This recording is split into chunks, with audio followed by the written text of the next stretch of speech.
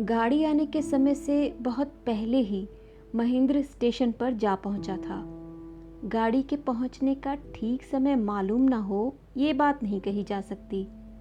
जिस छोटे शहर में वह आया हुआ था, वहां से जल्दी भागने के लिए वह ऐसा उत्सुक हो उठा था कि जानबूझकर भी अज्ञात मन से, शायद किसी अबोध बालक की तरह, वह समझा था कि उसके जल्दी स्टेशन पहुंचने से संभवतः गाड़ी भी नियत समय से पहले ही आ जाएगी। होलडाल में बंधे हुए बिस्तरे और चमड़े के एक पुराने सूटकेस को प्लेटफॉर्म के कोने में रखवाकर वह चिंतित तथा अस्थिर सा अन्य मनसक भाव से टहलते हुए टिकट घर की खिड़की के खुलने का इंतजार करने लगा। महेंद्र की आयु 32-33 वर्ष के लगभग होगी। उसके कद की ऊंचाई 5.5 फीट से कम नहीं मालूम होती थी। उसके शरीर का गठन देखने से उसे दुबला तो नहीं कहा जा सकता, तथापि मोटा वह नाम का भी ना था। रंग उसका गेहुआ था, कपोल कुछ चौड़ा, भवें कुछ मोटी किंतु तनी हुई, आंखें छोटी पर लंबी, काली मूछें घनी पर पतली और दोनों सिरों पर कुछ ऊपर को उठी हुई थी। वह खद्दर का एक लंबा कुर्ता और खद्दर की धोती पहने था। सिर पर टोपी नहीं थी। पांवों में घड़ियाल के चमड़े के बने हुए चप्पल थे। उसके व्यक्तित्व में आकर्षण अवश्य था, पर वह आकर्षण सब समय सब व्यक्तियों की दृष्टि को अपनी ओर नहीं खींचता था। सूरज बहुत पहले डूब चुका था और शुक्ल पक्ष का अपूर्ण गोलाकार चंद्रमा अपने किरण जाल से दिग्दिगांत को स्निग्ध आलोक छटा से विभासित करने लगा था। स्टेशन पर अधिक भीड़ न थी। प्लेटफॉर्म पर टहलते टहलते पूर्व की ओर कदम निकल जाने पर ऐसा मालूम होने लगता था कि चांदनी दीर्घ विस्तृत समतल भूमि पर अलस क्लांति की तरह पड़ी हुई है। झिल्ली झनकार का एकांतिक ममर स्वर इस अलसता की वेदना को निर्मम भाव से जगा रहा था, जिससे महेंद्र के हृदय की सुप्त व्याकुलता तिलमिला उठती थी। सिग्नल डाउन हो गया था। टिकट घर खुल गया था। 3rd क्लास का टिकट खरीदकर महेंद्र गाड़ी का इंतजार करने लगा। थोड़ी देर में दूर से सर्च लाइट के प्रखर प्रकाश से तिमिल विदारण करती हुई गाड़ी दिखाई दी और झक-झक करती हुई स्टेशन पर आ खड़ी हुई। सामने के कंपार्टमेंट में केवल 2 व्यक्ति बैठे थे और वे भी उतरने की तैयारी कर रहे थे। महेंद्र एक हाथ में बिस्तर की गठरी और दूसरे हाथ में सूटकेस पकड़कर उसी में जा घुसा। जो 2 व्यक्ति कंपार्टमेंट में थे, उनके उतरते ही एक चश्माधारी व्यक्ति ने 2 महिलाओं के साथ भीतर प्रवेश किया। कुली ने आकर नवागंतुक महाशय का सामान भीतर रख दिया और मजूरी के संबंध में काफी हुज्जत के बाद पैसे लेकर चला गया। चश्माधारी सज्जन महिलाओं के साथ महेंद्र के सामने वाले बेंच पर बड़े आराम से बैठ गए। मालूम होता था कि वह बड़ी हड़बड़ी के साथ गाड़ी के आने के कुछ ही समय पहले स्टेशन पहुंचे थे और घबराहट में थे कि महिलाओं को साथ लेकर यदि किसी कंपार्टमेंट में जगह ना मिली तो क्या हाल होगा। वह अभी तक हाँफ रहे थे, जिससे उनकी अब तक की परेशानी स्पष्ट व्यक्त होती थी।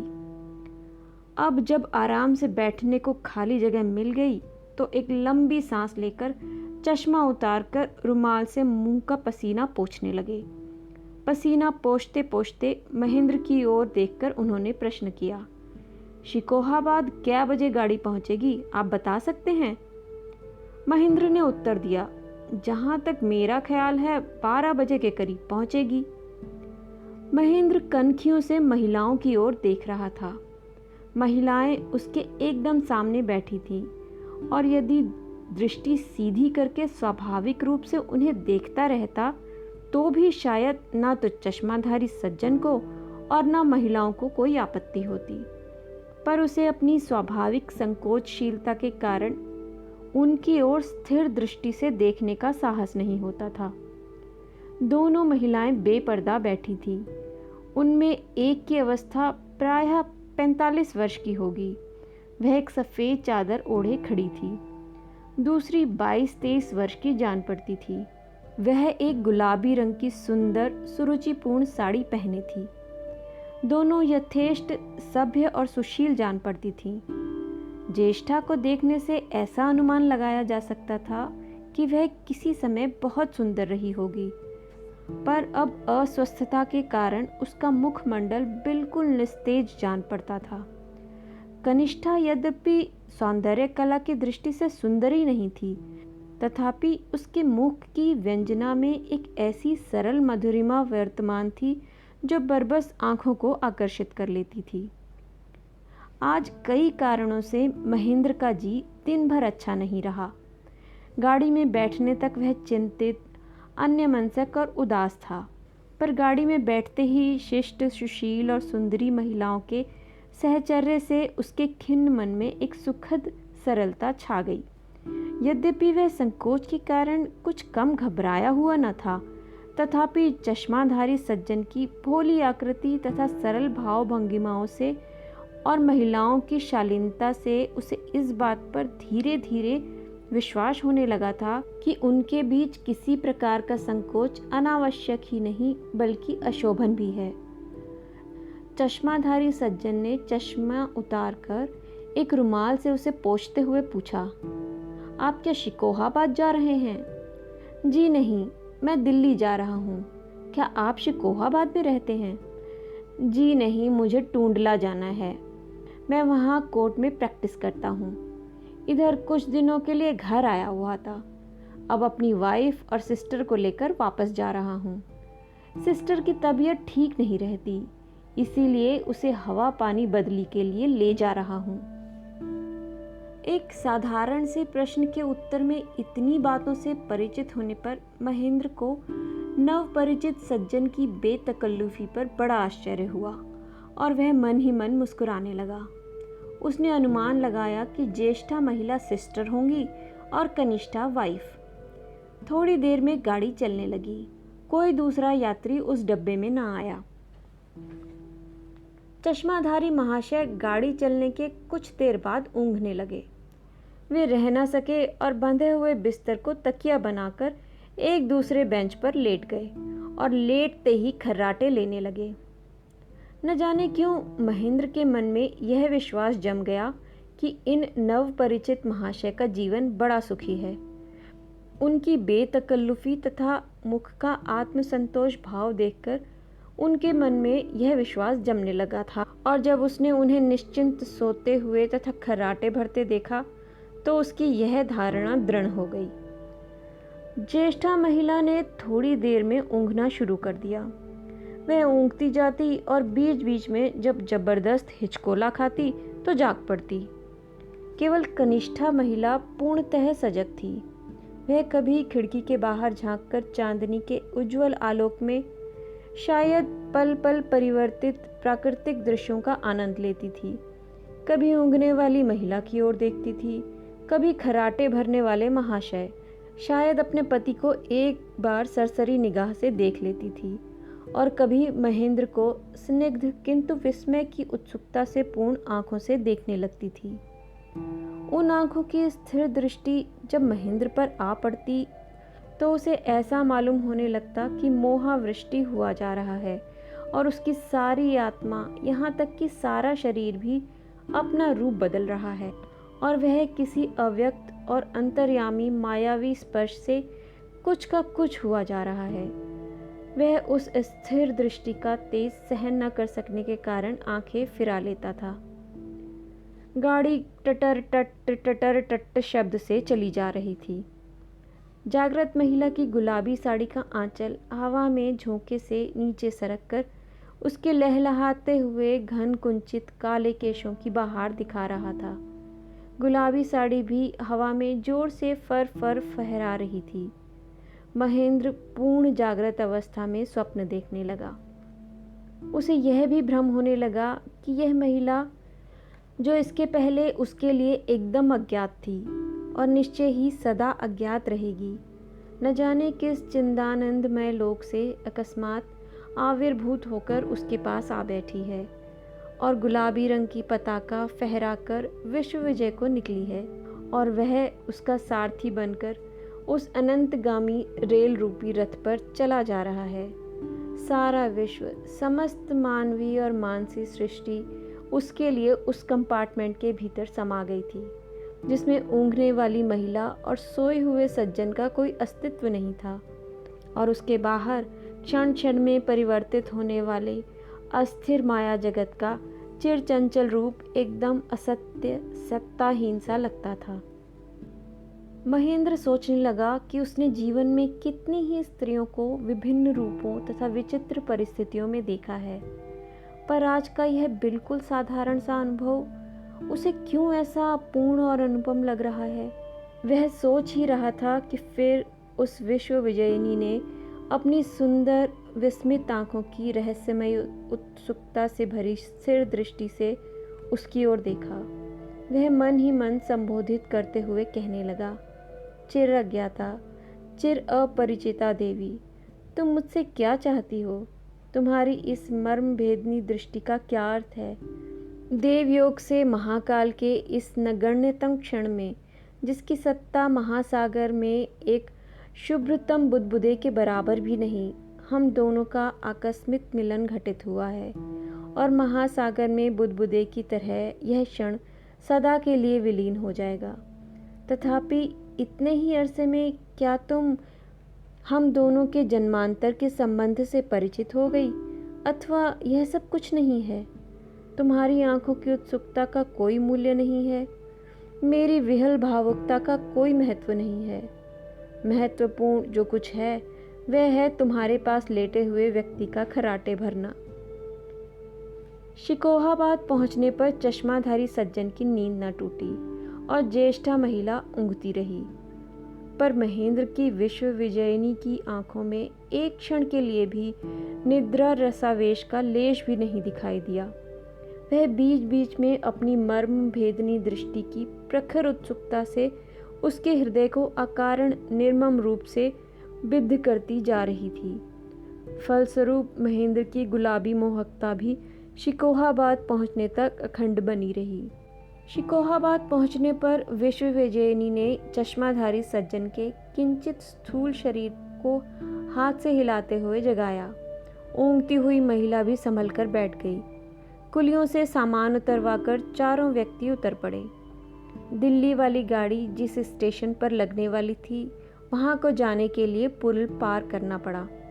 पुल पार करके वे लोग जिस प्लेटफॉर्म पर आए, वहां कहीं एक भी बत्ती जली हुई नहीं थी, पर चूंकि सर्वत्र निर्मल चांदनी छिटक रही थी, इसलिए बत्ती की आवश्यकता भी न जान पड़ी।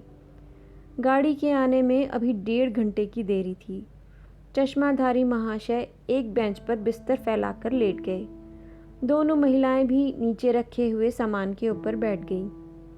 चश्माधारी सज्जन ने महेंद्र से कहा, आप भी किसी बेंच पर बिस्तर बिछाकर लेट जाइए। पर कोई भी बेंच खाली नहीं थी और महेंद्र न सोने के लिए भी उत्सुक था। आज की रेलवे यात्रा की चंद्रोज्वल रात्रि उसे चिर जागृत और चिर जीवित स्वप्न लोक में विचरण का अवसर दे रही थी। वह प्लेटफॉर्म पर टहलते हुए अपने अंतर मन में नवोद्घटित जीवन वैचित्र की चहल पहल देखकर विस्मित हो रहा था। उसे ऐसा अनुभव हो रहा था कि वह जीवन की मधुरिमा से आज प्रथम बार परिचित हो रहा है।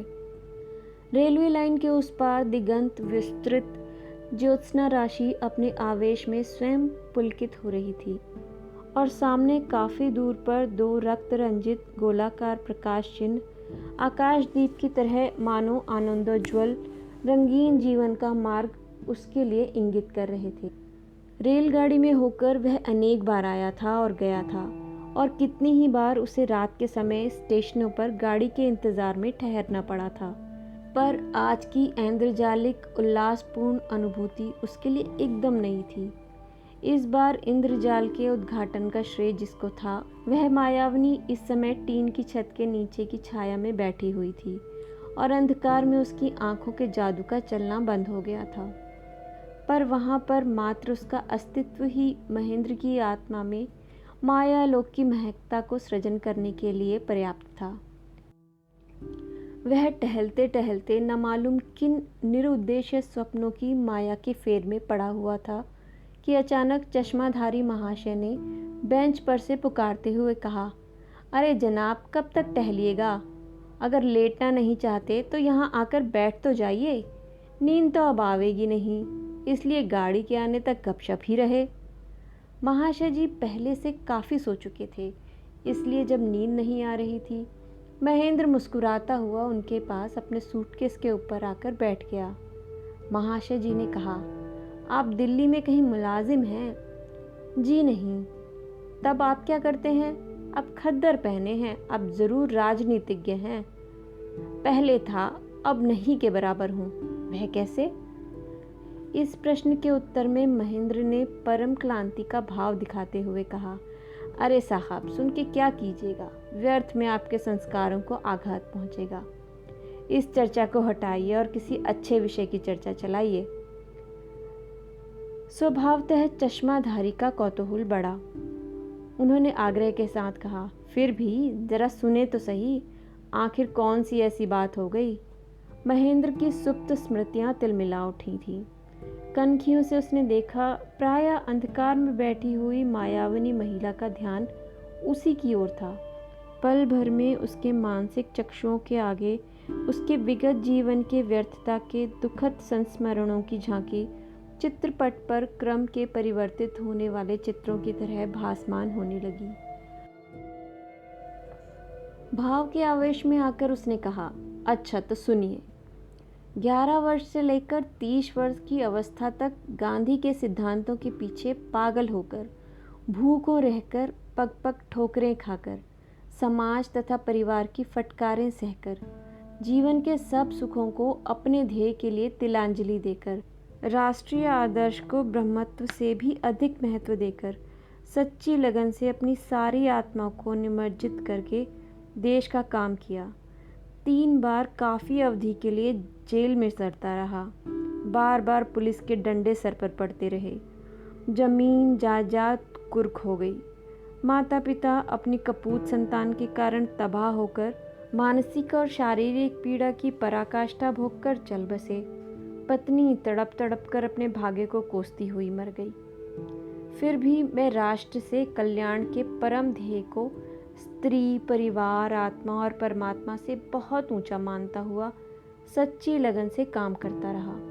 जब अंतिम बार जेल खाने में बंदी मियाद पूरी करने के बाद थका मांदा मन और शरीर से क्लिष्ट और क्लांत होकर बाहर आया, तब एक एक करके उन स्नेही जनों की स्मृतियां मेरे मन में उद्दित होकर व्यक्त होने लगी, जिनकी मैं सदा अवज्ञा करता रहा था।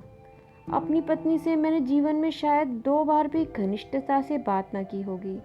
जब मैं बाहर रहता था तो उसके पत्र बराबर मेरे पास आते रहते थे और मैं सरसरी दृष्टि से पढ़कर अवज्ञा से उन्हें फाड़कर फेंक देता था। 1 या 2 बार से अधिक मैंने उसके पत्रों का उत्तर नहीं दिया, और 2 बार जो उत्तर दिया भी था वह भी 4 पंक्तियों में बिल्कुल रूखे सूखे ढंग से।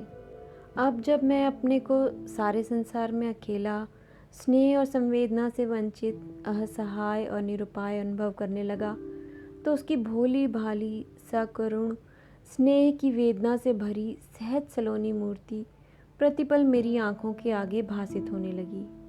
उसके पत्रों में सरल शब्दों में वर्णित कातर व्याकुलता के हाहाकार की पुकार मानो मेरी स्मृति के अतुल गहवर में दीर्घ सुप्ति की घोर जड़ता के बाद अकस्मात जागृत होकर मेरे हृदय पर जलते हुए अंगारों के गोलों से आहत करने लगी। अपने जीवन में कभी किसी बात पर नहीं रोया था। माता पिता तथा पत्नी, किसी की मृत्यु पर आंसू की एक बूंद भी मेरी आंखों से न निकली थी। अब रह रहकर उन लोगों की याद में बिलख बिलख कर मैं बार बार रो पड़ता। मेरी सहनशील पतिपरायण पत्नी की करुण पुण्य छवि उज्जवल नक्षत्र की तरह मेरी आंखों के आगे स्पष्ट भासमान होने लगी। रह रहकर मेरा जी भी विकल हो उठता और मुझे ऐसा प्रतीत होने लगता जैसे मेरे हृदय में किसी के निष्कलंक सुकुमार प्राणों की पैशाचिक हत्या का अपराध पाषाण भार की तरह पड़ा हो। बहुत दिनों तक इस नृशंस अपराध की भयंकर अनुभूति का भूत मेरी आत्मा को अत्यंत निष्ठुरता से दबाता रहा। अब भी यह भौतिक आतंक कभी कभी मेरे मन में जागृत हो उठता है। फिर भी अब मैंने अपने मन को बहुत समझा लिया है और जीवन को एक नई दृष्टि से नए रूप में देखने लगा हूँ। और साधारण से साधारण घटना भी कभी कभी मेरे मन में एक अलौकिक आनंद का आश्चर्य उत्पन्न करने लगती है। किसी स्त्री को देखते ही अब मेरे मन में एक श्रद्धापूर्ण उत्सुकता का भाव जाग पड़ता है। ऐसा मालूम होने लगता है जैसे अपने जीवन में पहले स्त्री को कभी देखा ही ना हो। अब पहली बार इस आनंददायिनी रहस्यमयी जाति के अस्तित्व का अनुभव मुझे हुआ हो। महेंद्र का लंबा लेक्चर समाप्त होते ही चश्माधारी सज्जन हा हा करके ठट्ठा कर हंसते हुए बोले, आप भी बड़े मजे के आदमी हैं, खूब। यह कहकर वे बेंच पर आराम से लेट गए और उन्होंने आंखें बंद कर ली। थोड़ी देर बाद वह जोरों से खर्राटे लेने लगे। एक लंबी सांस लेते हुए महेंद्र ने प्रायः अंधकार में अस्पष्ट झलकती हुई गुलाबी साड़ी की ओर देखा। दो आंखों की मार्मिक दृष्टि से तीव्र मोहकता उस अर्ध अंधकार में भी विस्मित वेदना की उत्सुक उज्ज्वल रेखाओं को विकिरित कर रही थी। महेंद्र पुलक विहल होकर मंत्रमुग्ध सा बैठा रहा। घंटी बजी। दिल्ली को जाने वाली गाड़ी के आने की सूचना देते हुए सिग्नल डाउन हुआ। सामने रक्त आकाशदीप के बदले हरे रंग का प्रकाश जल उठा। वह हरित आलोक महेंद्र के मानस पट पर साड़ी के गुलाबी रंग के साथ मिलकर एक स्निग्ध सुचि सौंदर्य लोक का सृजन करने लगा। थोड़ी देर में दूर से ही गाड़ी का सर्च लाइट दिखाई दिया। चश्माधारी महाशय महेंद्र के जगाने पर फड़फड़ाते हुए उठे। कुलियों ने सामान संभाल लिया। भग भग करती हुई गाड़ी प्लेटफॉर्म पर आ लगी। बड़ी भीड़ थी।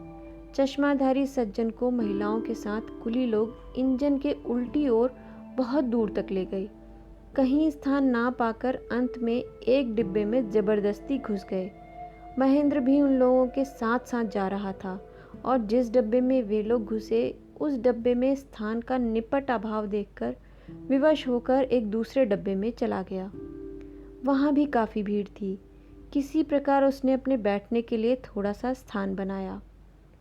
गार्ड ने सीटी दी। गाड़ी चल पड़ी। महेंद्र के मस्तिष्क में नाना अस्पष्ट भावनाएं चक्कर काटने लगी। 2 दिन से उसे नींद नहीं आई थी। आज भी वह अभी तक नहीं सो पाया। इसीलिए सोचते सोचते वह ऊँघने लगा। ऊँघते हुए उसने देखा कि गुलाबी रंग की साड़ी द्रौपदी की चीर की तरह फैलती हुई अकारण सारे आकाश में छा गई है।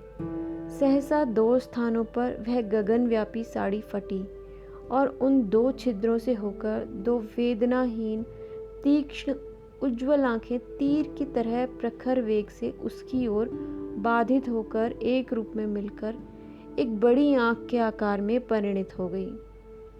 वह बड़ी आंखें उसके शरीर को छेदकर उसके हृत्पिंड को छूकर फिर ऊपर आकाश की ओर तीर की तरह छूटी और आकाश में फैली हुई गुलाबी साड़ी से जा लगी और फटकर फिर 2 सुंदर किंतु करुण विकल आंखों के आकार में विभक्त हो गई। टूंडला स्टेशन पर गाड़ी ठहरने पर महेंद्र पूर्णतः सचेत होकर बैठ गया। चश्माधारी महाशय दोनों महिलाओं को साथ लेकर कंपार्टमेंट के बाहर उतरे और सामान को कुलियों के हवाले करके उनके साथ बाहर फाटक की ओर चले। महेंद्र ने अपने कंपार्टमेंट से अपनी विश्व विजयिनी को देखा। वह इस उत्सुकता में था कि एक बार अंतिम समय के लिए दोनों की आंखें चार हो जाएं, पर न हुई और गुलाबी साड़ी की आवृत सजीव प्रतिमा व्यस्त विहल सी आगे की ओर निकल गई। टूंडला से गाड़ी छूटने पर महेंद्र के कानों में चश्माधारी सज्जन का ठट्ठा कर हंसने के शब्द गूंजने लगे। उसके अदृष्ट का चिर व्यंग मानो बार बार कहता था, हा हा, आप बड़े मजे के आदमी हैं, खूब। तो ये थी कहानी रेल की रात, जिसे लिखा था श्री इलाचंद्र जोशी जी ने। आज कहानियों का सफ़रनामा में बस इतना ही। फिर मिलेंगे एक नई कहानी के साथ। नमस्कार।